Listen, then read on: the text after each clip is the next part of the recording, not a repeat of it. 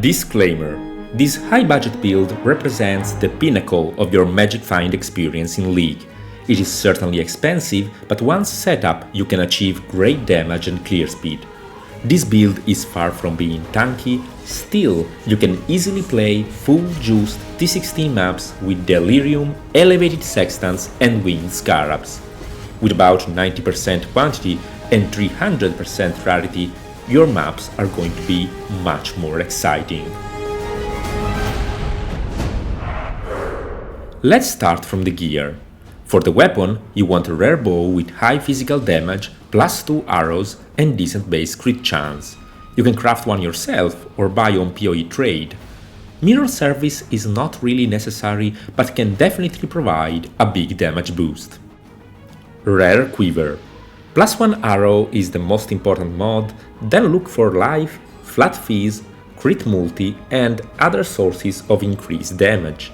Keep an eye on synthesized quivers for mirror service, as they can provide very powerful implicits. Grid's Embrace. This body armor comes with important drawbacks, including 20% reduced movement speed. However, that's still one of the most powerful items from Magic Find, as it provides up to 15% quantity and 50% rarity.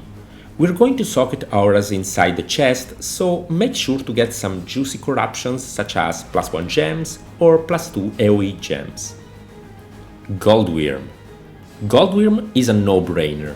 Although these boots have very poor stats, 20% quantity is the maximum amount you can get from a single item in the game right now.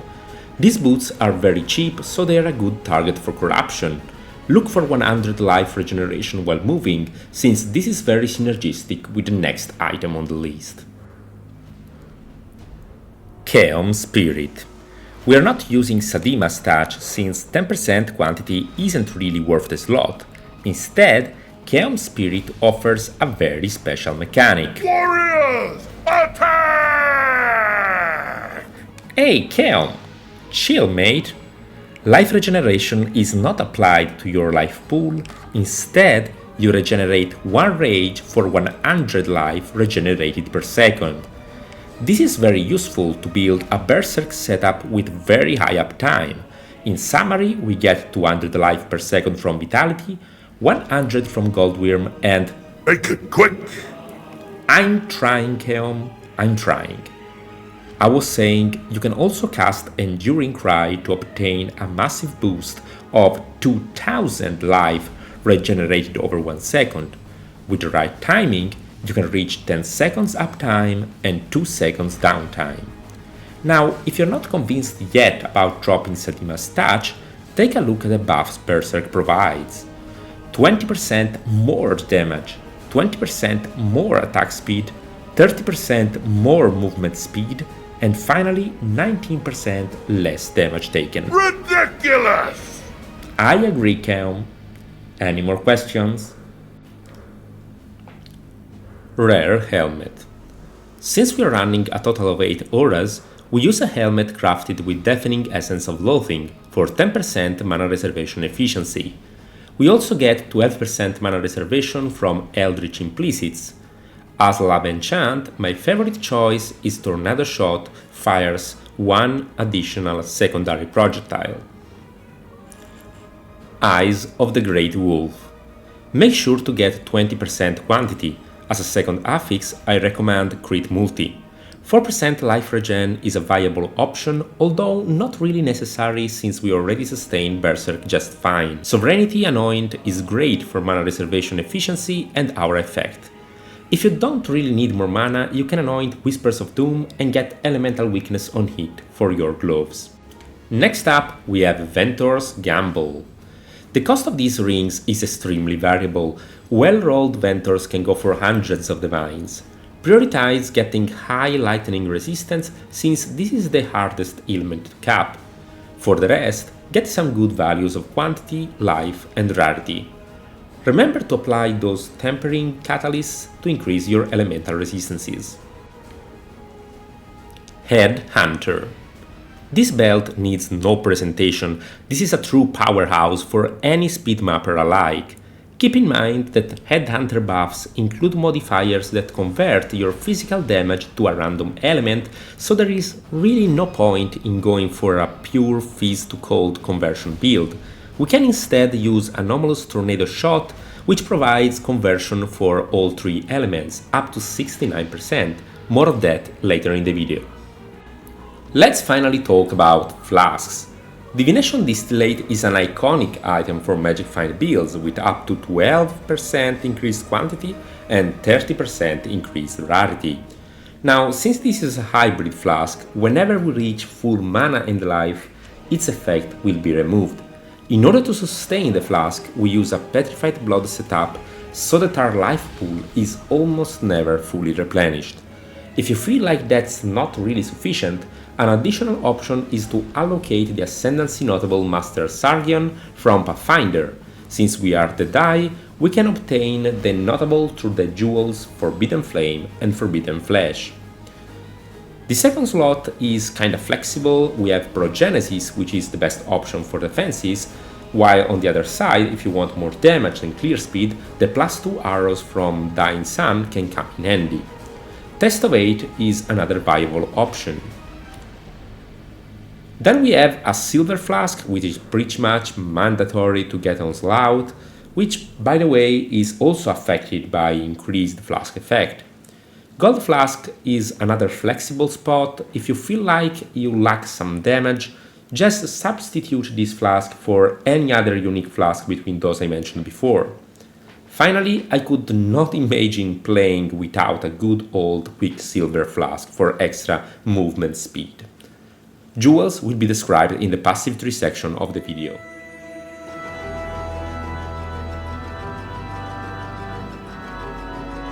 For our main 6 link, we are gonna use Tornado Shot.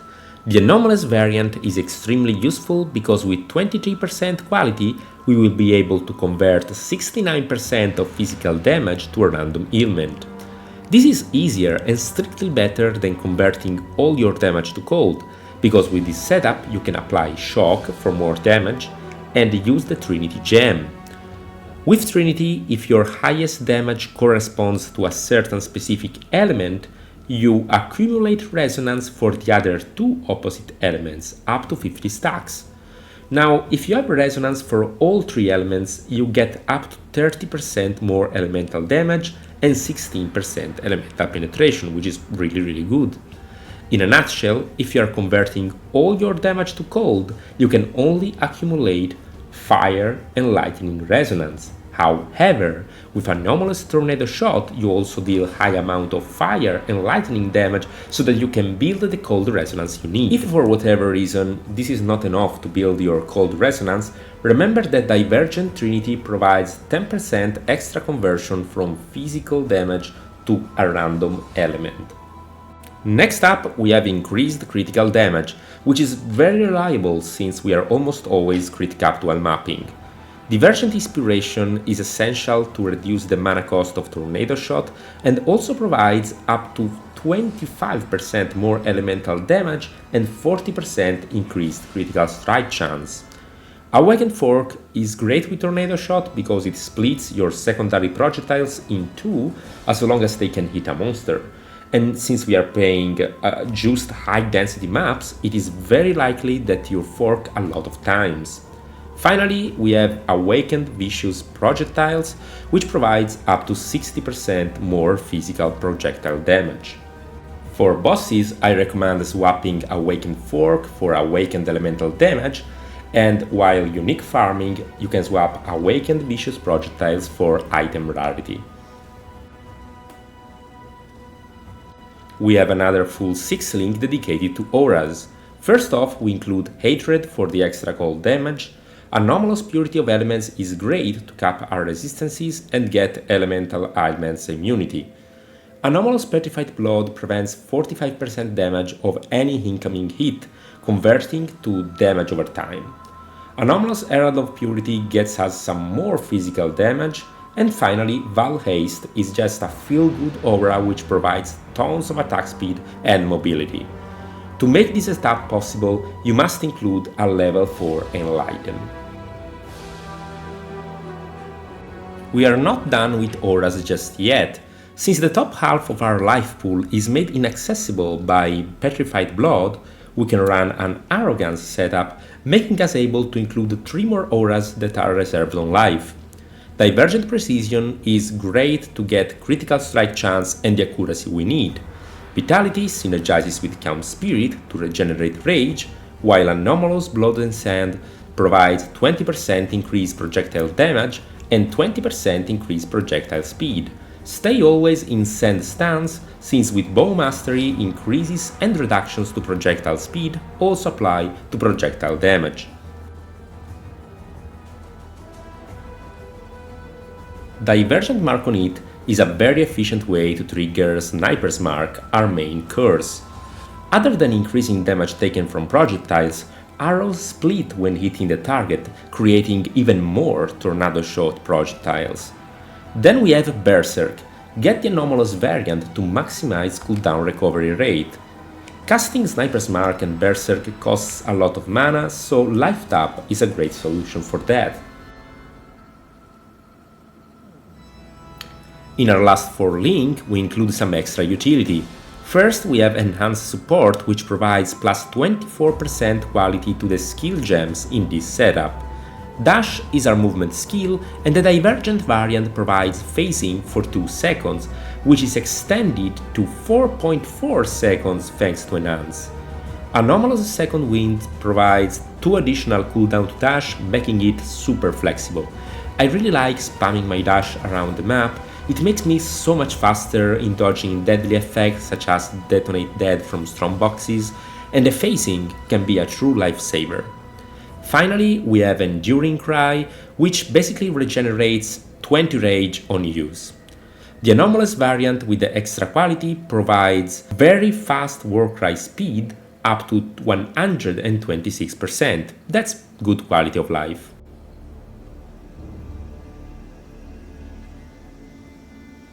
The Atlas passive tree is included in the path of building code inside the description below. It is a pretty typical ranger tree with some interesting twists. First off, let's take a look at the ascendancy points. We have Gathering Winds, Focal Point, Ricochet, and Endless Munitions. We also allocate Far Shot thanks to the Forbidden Flash and the Forbidden Flame. To be cost efficient, you just need to find out which is the lowest cost combination between Forbidden Flash and Forbidden Flame to get some of these passives over there. As you can see, we run a double Thread of Ops setup with the Massive Ring and the Large Ring over there. Now, we can get access to really a lot of notables. The Elegant Hubris is also very important because the Caspiro variant grants us access to the Supreme Ostentation Keystone, which makes all attribute requirements basically relevant. Since we lose the bonus from Dexterity though, we will need to allocate some extra passives on accuracy. The best modifiers you can get are Frenzy Charge on it and Power Charge on crit. Those are pretty rare notables, but if you can obtain both of them together, you don't need to run a Mana Forged gem setup, which makes us pair 4 gem sockets. There are also plenty of other great notables, such as Crit Multi, Accuracy, and obviously 40% increased Rarity. The Watcher's Eye is also very important. The mod that you absolutely want is Critical Strike Chance while affected by Hatred. That's mandatory. But physical damage converted to cold is not really necessary since you can get it from the mastery, and to be honest, the 2 mods together are a true luxury. In 3.22, GGG blessed us with tattoos, and since we run the Supreme Ostentation and ignore attribute requirements, we can basically fill the passive tree with tattoos. The most powerful are definitely tattoos of the Ramako Makanga. You can have 2 of them for 2 additional projectiles. And you can also change the keystone over there with Leaf Shade. In my opinion, is the best option because it provides you with 50% less damage over time, which is one of the weakest points of the build. In alternative, you can go for Call to Arms, which is basically a way to cast your Warcries instantly, which is pretty good quality of life. Other tattoos that are very powerful are the projectile speed ones, because they provide 8% speed and 8% projectile damage thanks to the bow mastery. And then the honor tattoo of the Atungo for the reservation efficiency is very good both for life efficiency and mana efficiency. In total, I allocated 10 tattoos for increased reservation efficiency and 5 tattoos for projectile speed.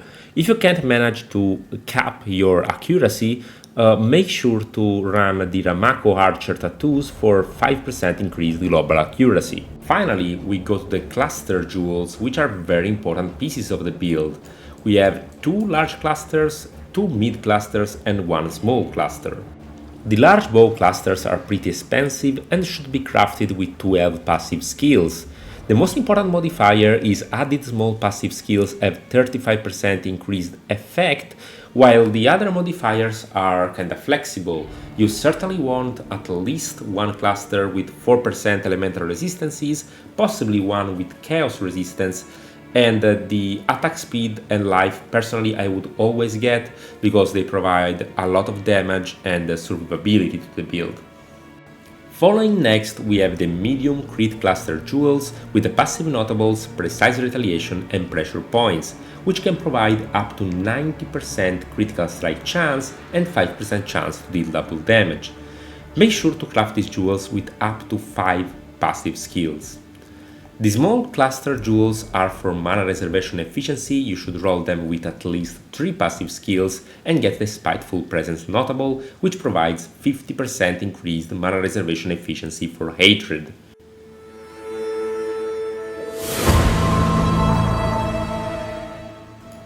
Finally, here we are at the showcase of the build. We run Winged Scarabs and Elevated Sextant. This is pure juiced mapping at its finest with a Mirror of Delirium and 8 modded maps and ultra farming. So yes, these maps are very rippy, and honestly you can totally expect to die at least 1-2 times per map. I'm not using mirrored gear. I have no mirrored neither the bow or the quiver, so possibly your results could be better than mine. I'm not up to that just yet. Strong boxes are very deadly. They can cast Ice Nova, Detonate Dead. You don't have really time to read the strong box, you just need to open it and leave at once. It is completely normal to die at the start of the map because you don't have many headhunter charges, but once your build gets going, I can assure you that the experience is very smooth. I want to stress the fact that these maps are very hard. You're running Wandering Path with an 8 modifier map, and clearly some map modes can become extremely deadly.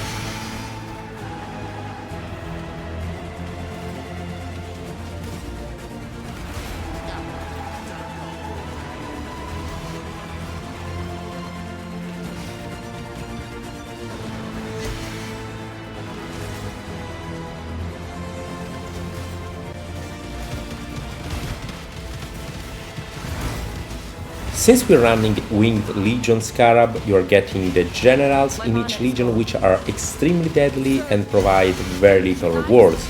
We are just doing that for the sake of showcase, and to be honest, you should just be running with polished or even rusted Legion Scarab.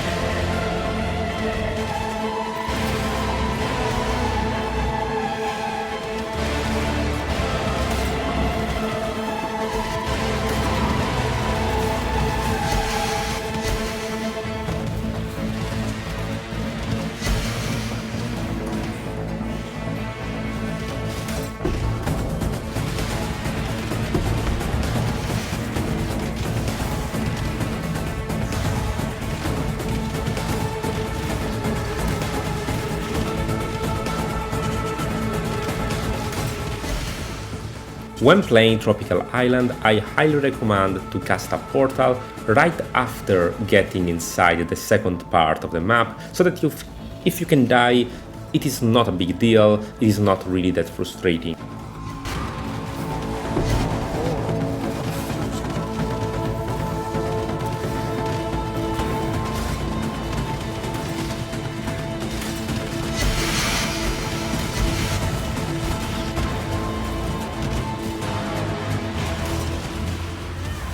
When farming with a Magic Find build, it is really likely that you are going to farm the blue altars, the Eater of World altars, because of the quantity and the rarity they can provide. Keep in mind that all of these altars feature very deadly modifiers, but none of them is build breaking in any way. You can safely not read the altars and just keep going without an issue.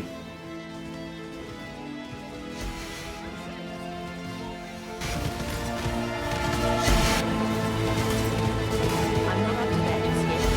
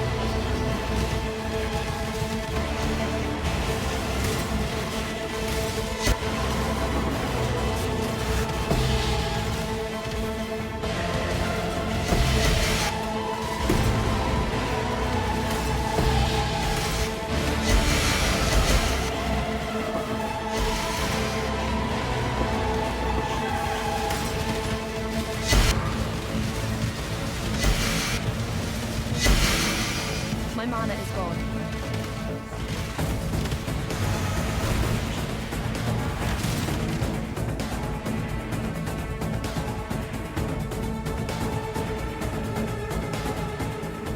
This marks the end for today's video. If you want to learn more about Magic Find, please check the Magic Find Academy Strategy Guide, my massive Google spreadsheet that contains all kind of knowledge about Magic Find builds, Magic Find farming strategies, and it also features very handy PoE trade links for all the gear that are listed inside this video, as well as the PoE trade links for the skill gems.